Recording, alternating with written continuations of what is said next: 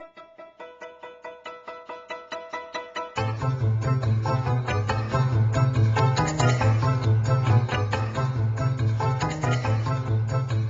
my name is James Michael Tyler, and we are here today with Eric Idle, famed actor, comedian, and the author of The Greedy Bastard Diary, which is a chronicle of his tour, his comic tour of the United States. Now, your actual show was broken up into 2 acts, of course. The first act was comprised basically... Many people preferred the intermission. No, come on. Sorry. No. It was really the first time that you mentioned it's the first time that you did a form of stand-up comedy. How was that, I mean, on the road for you?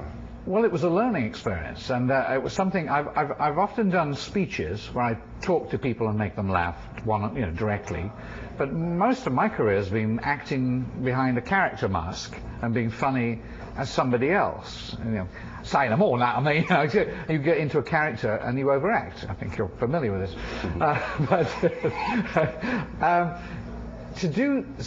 have a lot of friends who do stand up.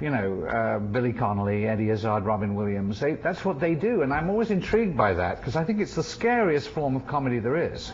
And so I thought, well, this time I've really got to do it. I've got to go out there and say, here I am, and just talk to them and see if I can make them laugh directly. Did you fully intend, of course, when you were doing the travelogue and it was online, did you have intentions to create a book at that time, or did this come after the fact? This came after the fact. I mean, I sort of intended to just create a diary that I wanted to report where I was and how I felt online. And then afterwards, some people kept saying, oh, you should publish that, and you go, well, no, I'd have to.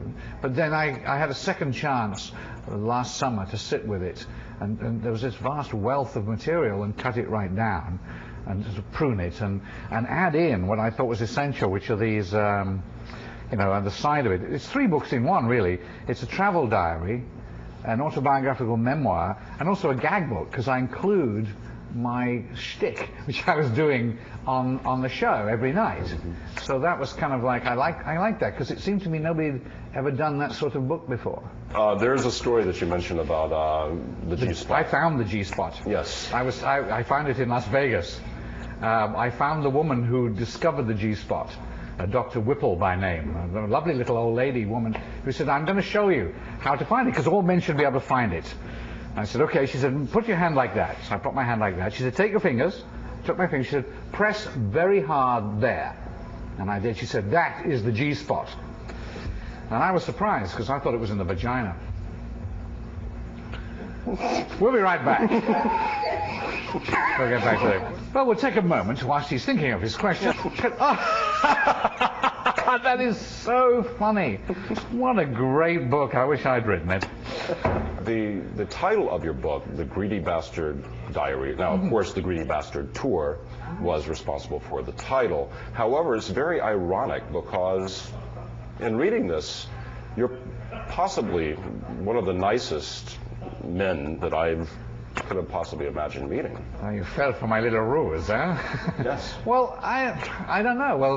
Well, that's nice of you to say that. I mean, the Greedy Bastard Tour was in fact intended to be slightly ironic and in inverted commas, because it's a rock and roll term whereby rock and roll people go on the road and they take 15 trucks and 32 lighting crews, and they find out after they've been on tour for 6 months they haven't made anything. So the second time they go, they do a Greedy Bastard Tour, which is just them and a guitar. So it is a rock and roll term, so I nicked it from my tour, and I thought, well, everybody will get it. This is ironic.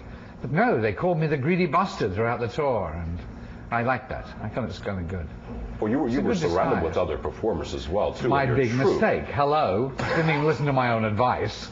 So I made dollar non, But I had a great time, and that to me is actually more worthwhile. Well, Eric, your diary, the Greedy Bastard Diary, which honestly it reads much more like a novel to me, and it's full of amazing and just incredible stories of your life and loves and thoughts.